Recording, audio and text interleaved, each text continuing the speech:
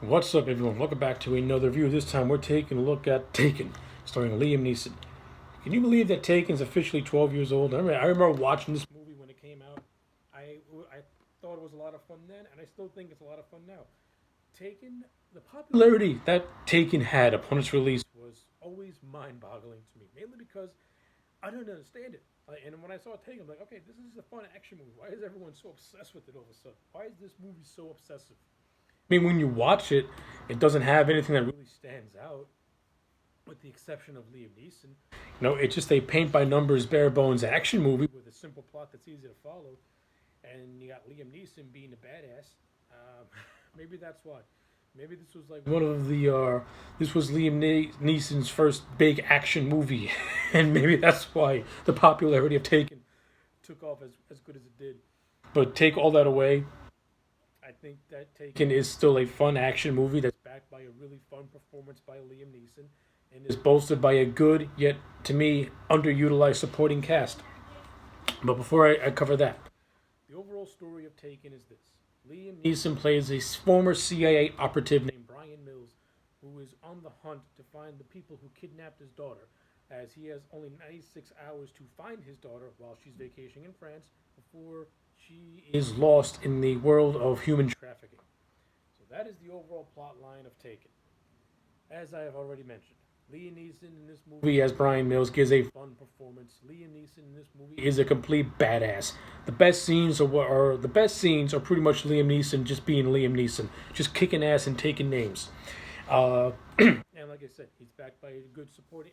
He has a good supporting cast that I think is underutilized a little bit. Femke Jensen plays his ex-wife Lenore. Femke Jensen in the scenes that she's in, she's fine. I think her and Neeson have decent on-screen chemistry as a divorced couple. Maggie Grace, who plays the daughter, who plays the daughter, I thought she was fine in the role too. I thought she did okay. I mean, she has only a handful of scenes, but you buy the fact that Liam Neeson cares and loves his daughter, and that when his daughter is taken, he pretty much burns France to the ground trying to find her. So at least Grace and Neeson come across as a loving father comes across as a loving father daughter relationship. So I buy it. Xander Berkeley in this movie plays a character named Stuart, who is the new husband of Lenore and the ex and the stepfather to Liam Neeson's daughter in the movie. I think Xander Berkeley was underutilized in this movie. He has a handful of scenes. The movie teases that there might be something fishy with the Stewart character, but doesn't even come close to expanding it. But doesn't even come close to expanding upon that, with the exception of just a few little hints here and there. Otherwise, the Stewart character is kind of superfluous, which is a shame because I like Xander Berkeley as an actor. Leyland Orzer is in this movie, who plays a character called Sam, who was pretty much the best friend of the Brian Mills character and used to work with him, whether both in the CIA. In the few scenes that Leland Orser and Liam Neeson have, I was liking it, and the movie kind of missed out on kind of making Sam the Oracle to Liam Neeson's Batman, particularly when Liam Neeson starts his globetrotting. I think that would have been pretty cool to see, and I think would have really developed more of a relationship between the Sam and Brian characters, because I think there's some untapped potential there. That's just me personally. That's what I would have done. The action sequences in this movie, the person who directed this movie, Pierre Morel,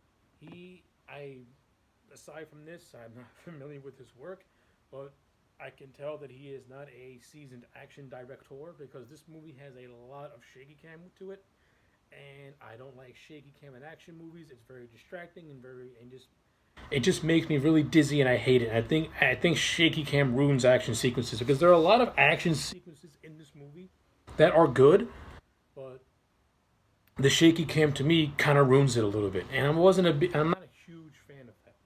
I don't like my action sequences being ruined by shaky cam. I mean, again, the action sequences in this movie, they're well staged, nothing spectacular. They're good. They're entertaining for what they are. To me, the shaky cam kind of brings it down a notch. To me, the best parts of this movie is Liam Neeson going on the hunt, pretty much doing his investigation. To me, that's the more interesting part of this movie, and the action sequences are pretty much the icing on the cake.